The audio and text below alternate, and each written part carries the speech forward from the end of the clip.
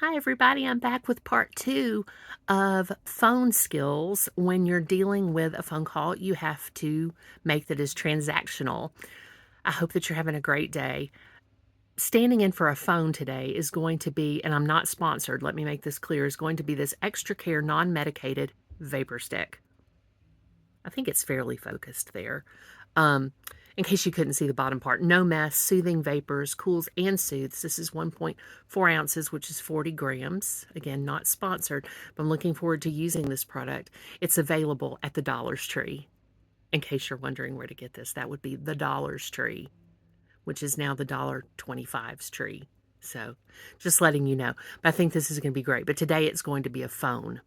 One of the things that we have to get over immediately, and I hinted at this in part one of this series, is caring about how people think about us when we're on a phone call of this nature, where the phone call, we're just going to call them transactional phone calls, where you need something to be produced out of the phone call and the other person is part of that. And you're not the one on the end who's getting a paycheck for what they're doing or who's worried about a job evaluation, or maybe that the phone call is being recorded and they're going to be evaluated on that.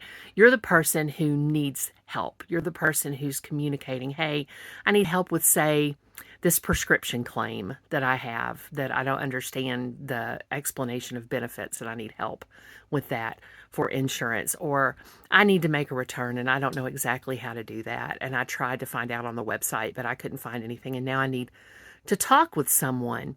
And so my Vicks Vapo, it's not Vicks. Again, it's extra care. See, I already messed up. It's extra care. See, literally extra care. I don't know if you can see that, but I can't put the phone down. I don't know what I could put this in front of my hair. I'm not sure. Anyway, it doesn't work. That's okay. I digress. It's attention difference. I have an attention difference. So I'm making this call, and one of the first things, again, that I think about is how might I be perceived? I want to get what I want out of the phone call, right? But also, and here's the key, is thinking about the person on the other end of the line as a person and not as a step in a procedure. That is crucial. That is absolutely crucial. What is also crucial, is having something you can take little notes on.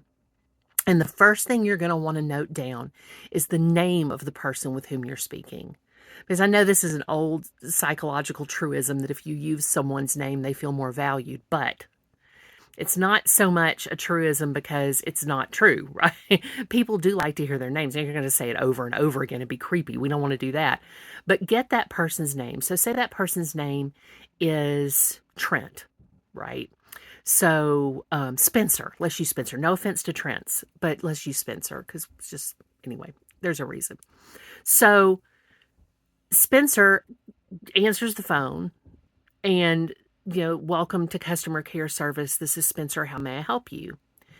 Immediately, you want to greet that person. That's a human being, right? You want to say, hey, Spencer, how are you doing today?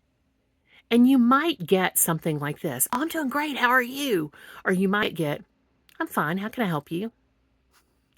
And then some defenses go up, right? You're like, oh, this person thinks that I'm trying to kiss up to them, or this person thinks that I'm too cheerful or doesn't care about me as a human being, or all these other things.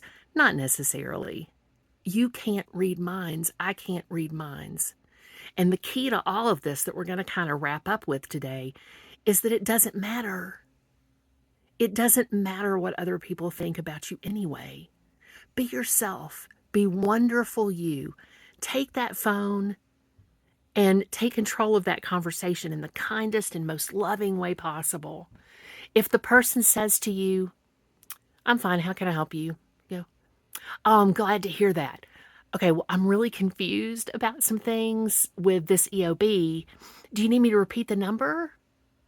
And you may hear, that would be great. Or you may hear, now I've got it. Nobody's thinking anything about you, right?